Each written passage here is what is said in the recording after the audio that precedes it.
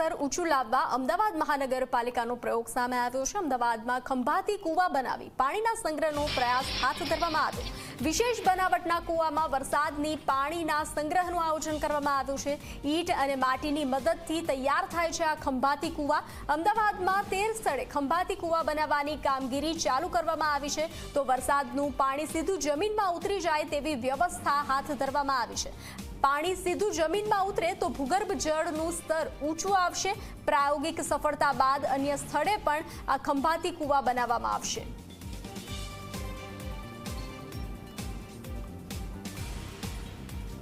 Pre monsoon કામગીરીના ભાગરૂપે મહાનગરની અંદર સ્ટ્રોમ વોટર હોય, ખંભાતી કૂવા, પર્કોલેટિંગ વેલ, અલગ અલગ પ્રકાર પાણીનો ઝડપી નિકાલ થાય તે માટે આ કરવામાં આવી રહ્યા છે। લગભગ 15 જેટલા ખંભાતી કૂવા કે જેનું કામકાજ ચાલુ છે, બનવાની તૈયારીમાં આવી ચૂક્યા છે।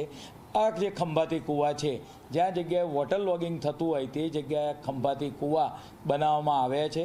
પરિણામે આ ખંભાતી કૂવામાં આજુબાજુનું જે પાણી હોય એ નીચે જશે અને એ પાણી જમીનની અંદર નીચે જે નદી છે એમાં એ પાણી ઉતરતું જશે।